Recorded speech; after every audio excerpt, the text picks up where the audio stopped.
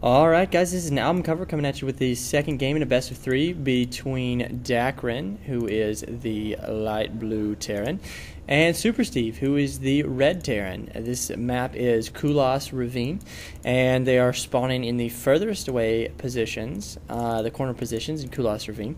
This map has a pretty narrow choke here at the entrance to your base, and also it has destructible rocks leading to an expansion, and then on the other side of that expansion you have more destructible rocks. So if you are not paying attention and you expand up there, then you can end up being harassed by your opponent if they choose to break down your backdoor rocks. That's hard to say. So anyway, this is, like I said, the second game in a best of 3 in the ACM Starcraft 2 Double Elimination Tournament. And so Dakrin did lose the first game. It was on Desert Oasis, and he did end up losing the game to several drops. But on this map, I don't think drops, at least on your main, are as much of a threat, just because your main is here in a corner, and it would be possible, but not entirely easy to do a drop here behind the mineral line, at least on your main. So SuperSteve is going to go ahead and do a wall off, or at least partial wall off, and so is Dakrin. So last game, we saw both players pretty much go for Marine, Marauder, Medevac kind of builds, with Dakrin getting a couple tanks there in addition to that. So it'll be interesting to see if we see anything like Thors, battle cruisers. We did see Dakrin go for a Banshee or two last game with Cloak. So and both the SCVs high-fiving each other as they do cross each other, but Dakrin gets there just a little too late to actually get inside SuperSteve's base. And if Dakrin can build a supply depot right here, he will return the favor for SuperSteve. So, but yeah, both players are in the winner's bracket right now of the tournament. So whoever wins this matchup will go on to the finals in the tournament, if I am correct. And so there's a lot on the line for this game.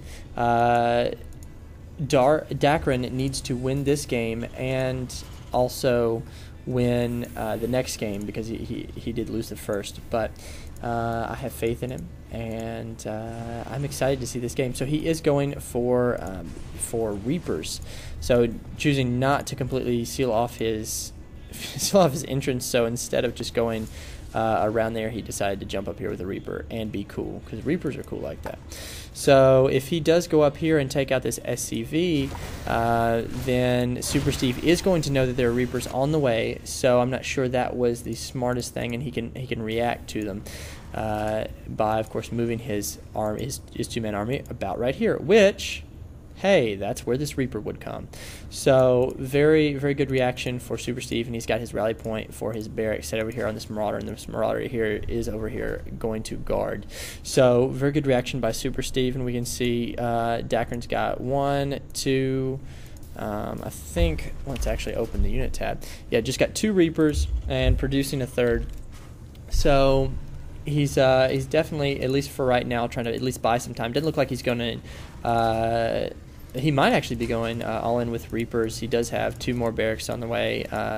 Well, actually, no, I'm sorry. This has got a reactor, so that's not going to cut it. But these Reapers causing some harassment, but these Marauders do have concussive shells right now, and these Reapers are really not going to be able to do much of anything. Looks like SuperSteve did lose 1 unit. I'm not sure if it was a Marine or an SCV, but it wasn't a whole lot. And at the end of the day, Dakrin is left with no Reapers, and not a good position to be in. So it's good that he's transitioning over, it looks like, to mass Marines, and I'd say probably Marauders as well. He's getting the upgrades for them. So I'd look to see a factory going down here soon, and then probably a starport with with some medevacs to back those Marines and Marauders up. Now, interesting thing that you could do with this Reaper is you could sit this Reaper right here along this cliff top, and you could actually just be shooting down these buildings, and there's not a whole lot that your opponent can do about that until they get some sort of air unit that can spot up here, or unless they break down these rocks. So I feel like he could definitely be doing more harass with this one Reaper than just keeping him there. But he's going to go ahead and try to drop over here, and he's just probably going to meet his demise. Looks like SuperSteve is not keeping a very close watch on that minimap and did not see that Reaper go in. And says 1 kill. Looks like 2 kills I think he got, but just could not, didn't actually react fast enough to stop that Reaper from doing anything. So SuperSteve is going to break down these rocks and make sure nothing like that happens again. Let's look at the Army tab. And the Army tab for SuperSteve is a little bit bigger. He does, let's see, Dakrin, however, does have a lot more SCVs. His income is in a lot better shape. He's only just now, it looks like, got his second cast. Actually, I was looking at the wrong gas tab. So, but no, Dakrin is using 2 gas, and then SuperSteve is just using 1. So that was my fault. I looked at the wrong thing. But yeah, regardless, Dakrin does have the better economy right now, and if he can put some pressure and trade these armies, what Dakrin can do is he can trade these armies and build up his faster and be a lot better. However, it looks like SuperSteve is going to come ahead just a little bit, and that one Marauder having 8 life left. So he does have a little army right here. Dakrin needs to pull this army back and regroup it with a reinforcing army of Marines and Marauders, because right now this little army is not going to, it's just going to be decimated. And if he'd recently pulled back, although of course he probably didn't see those units there because he can't see everything like I can. But if he had done that, he would have stood a much better shot as far as getting saving those units and actually killing this invading force. Because while this does look a little bit scary, I think Dakrin can hold this off. Going to get a bunker, and really I think that's what he needs to do right now, and just kind of turn a little bit, maybe expand up here. And really try to macro up, because he does have a pretty big advantage actually in the macro game. He's got 28 harvesters over 16. So if he can keep that up, and it looks like SuperSteve hasn't made a harvester in a while because he's been on 16 for a while. He's been switching. He's been making completely Marine and Marauder, not getting not a factory. He has gotten the infantry level 1 upgrades for the attack, but other than that, he has been solely making Marine and Marauders. And that allows him to be very offensive, but it could bite him in the butt if this game turns out to last a little bit longer and macro becomes much more important, because now it's 30 harvesters over 18. That is just ridiculous. If Dakrin can pretty much just survive at this point, he can just keep creating an army and just keep throwing it at SuperSteve, or even like it's been right now, just defending against SuperSteve, and he will be able to last. Excuse me, I had to drink a nice sip of water. He's going to get this siege tank out here, and he looks like he, let's see, he does have siege tech, so that'll be good. He just needs to siege this up, exactly what he's doing right now, and he will be able to just clean up this mess of army that SuperSteve calls an army.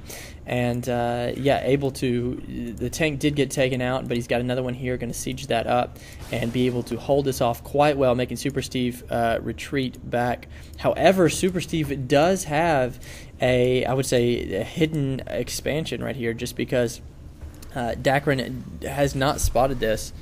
No, he has not. So, not spotted this yet, and so if Dakrin doesn't spot and scout the map again and just see what's going on, SuperSteve could get back in this macro game and all of a sudden just keep throwing units back at him, because SuperSteve, if you don't know how many bases your opponent's on, then you can't really guess how aggressive you can be, because if you think your opponent's only on 1 base and they're really on 2 or 3, and you keep throwing units at them, and you keep killing each other's armies, but he keeps rebuilding, and then all of a sudden you're out of minerals because you're still on 1 base, you're in a lot worse of a situation.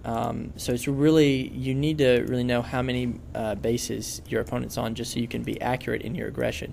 Going to go ahead and get the sensor tower up here to protect against any sort of drops, or, well, I don't know, that's really not the best place to put a sensor tower because that leaves this whole area open here up there at the top, so that you could potentially sneak in some drops there at the back. But this area is cleared up here, and we could see another expansion here. But right now this is morphing into an orbital command and really could start pumping out some economy if Dakrin does not check it out, and right now he's not. So SuperSteve could be in a bad situation. However, Dakrin's got much more Marines than SuperSteve, and SuperSteve is preparing to fight against mech here with these Marauders, and it's going to be interesting to see how well these Marines fare against all those Marauders with this siege tank backing them up, and even a Viking there in there. So I think this could be the game-changing moment right now. Dakrin's going to go ahead and siege up, and even going in there with a couple of SCVs. I think he meant to include those to repair his tank, not to actually attack, but you never know. I really hope it gave one of those SCVs a kill for taking that bunker, but it doesn't look for taking that barracks, but it doesn't look like it did. Throwing up a bunker right here. This is great. I've actually never seen a sort of a bunker rush this late in the game. But again, I don't see any reason why not. And this SCV, just dying, taking one for the team there. And SuperSteve is in a really rough place right now. This bunker is actually going to be used just in case he does have to fall back. But SuperSteve is really going to have to retreat right now because his army is in no shape to take this on. Trying to desperately fly around buildings that are on fire, and things are falling out of the sky and blowing up, and at the end of the day, Dakrin is the one least on fire, less on fire. SuperSteve does still have this hidden expansion that Dakrin has not found yet, but it really doesn't matter because he's only got 3 SCVs over there. It looks like maybe SuperSteve's going for a counterattack, but these couple Marines right here, and he's making more, so I really don't think that counterattack's going to work. I really don't feel like it's going to turn into a base race. These SCVs are dying, these refineries are going to die, and then I think Dakrin is going to turn in, he's going to use a lot more of the Vikings and just scout the map real quick and find out where those other buildings are. Because right now he knows I've killed out his main, but he's still not dead, so I need to find out where his remaining buildings are. This Viking has 5 HP. It's a baller Viking. And this troop army's going to come in here, but these Marines are going to be able to hold this off. It looks like, maybe not. SuperSteve is pushing in here a lot further than I thought he was going to, with all these Marauders just taking down buildings and troops. Dakrin is trying to produce a lot of units as fast as he can, but the problem is he's got the rally point set so far away from the actual buildings that the troops are just running past, and they're not actually shooting what they need to. SuperSteve does GG, because at the end of the day, Dakrin's army was just going to come back. So this moves on to Game 3. SuperSteve will pick the map, and Game 3, guys. Albucover signing off.